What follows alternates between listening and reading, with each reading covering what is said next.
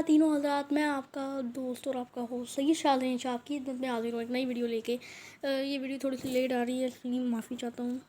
और अब मैं गेमिंग कम किया करूँगा, यानी कि गेमिंग किया करूँगा, लेकिन अब मैं पबजी नहीं खेला करूँगा, बाद में खेलेंगे वो। तो आज का टॉपिक हम आज से रियल लाइफ हॉरर एक्सपीरियंस के बारे में बात करेंगे।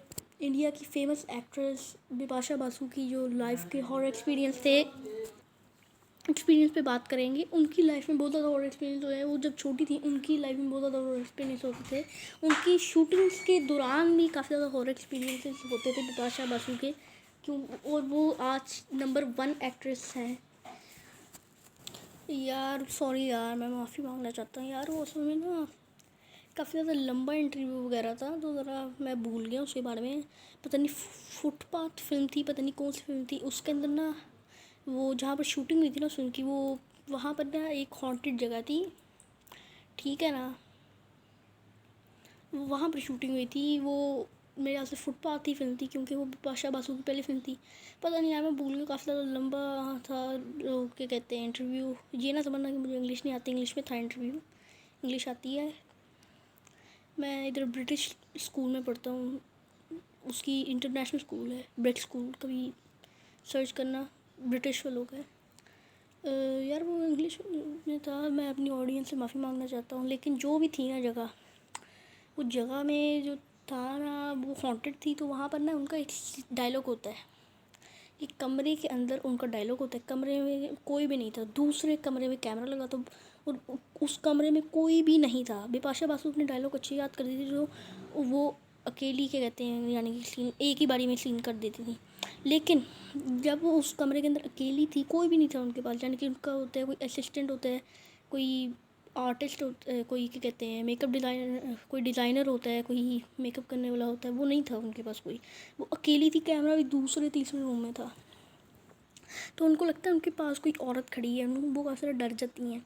लेकिन जब वो क्या कहते हैं, उनका ये सीन था कि वो कमरे के अंदर होती हैं, वो थोड़ा सा 3 से 4 कदम आगे चलती हैं, मुड़ती हैं और कोई डायलॉग बोलती हैं।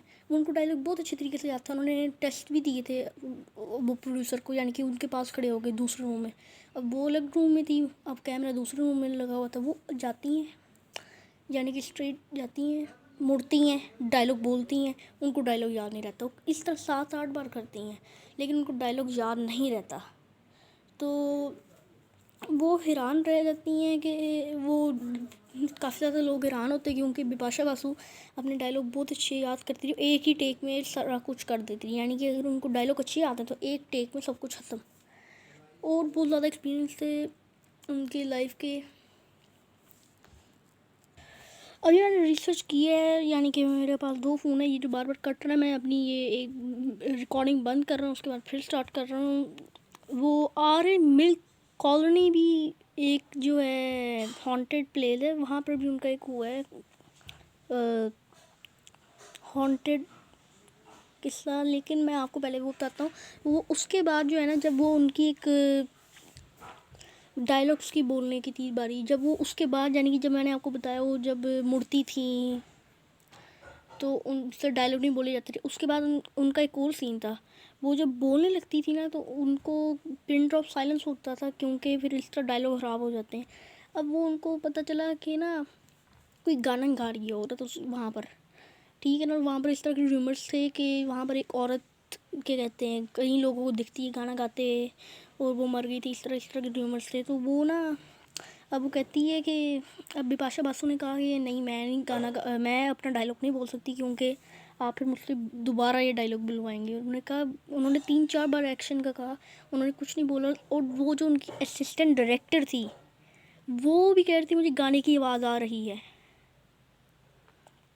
अब उसके बाद जो है वो जब हो गया क्या कहते हैं सीन, क्या कहते हैं डन हो गया, उसके बाद जब वो गए तो क्या कहते हैं जो साउंड रिकॉर्ड वगैरह करते हैं, उन्होंने कहा प्लेबैक।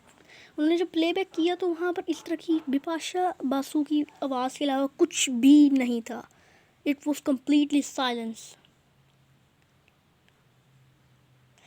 आफ्टर दैट मैं अब ये अभी वीडियो कंटिन्यूस चली जाएगी, चलती रहेगी। लेकिन इसके बाद जो है ना, मैं एक जो फर्स्ट 1920 मूवी थी, 1920 2008, उसके सेट्स पर भी बहुत ज़्यादा क्या कहते हैं हॉरर एक्सपीरियंसेस हुए थे।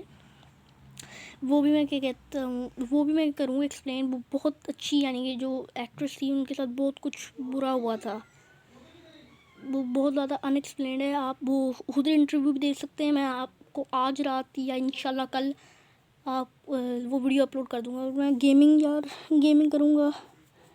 गेमिंग ज़रा अभी चलती रहेगी, लेकिन ज़रा मैं कह रहा हूँ कि पबजी ना बाद में, इस तरह की गेमें बाद में खेलूँ, क्योंकि भाई ने कहा यार, भाई ना कहते हैं यार, भाइयों ने मुझे कहा है कि जब आप पॉपुलर बन जाओगे, यानी कि जब आपके थोड़े से ज़्यादा आपके सब्सक्राइबर्स वगैरह हो जाएंगे, अभी आप गेमिंग वगैरह करो, जब आपकी इतनी गेमिंग की ज़्यादा हो जाएंगे, आपको गेमिंग्स पे ज़्यादा लाइक आएंगे, फिर आपको हम अच्छा फ़ोन भी ले देंगे। यानी कि आईफोन मैंने लेना है, जून जुलाई में मैंने आईफोन 13 लेना है। मिनी लूँगा या 13 लूँगा सिंपल, या 13 मिनी ले लूँगा, या 13 लूँगा ब्लू या वाइट कलर का लूँगा। तो फिर आप पबजी खेलना उसके ऊपर, तो फिर ज़्यादा लाइक्स वगैरह आएंगे। हाँ, तो आगे उनका एक हॉरर एक्सपीरियंस है आत्मा।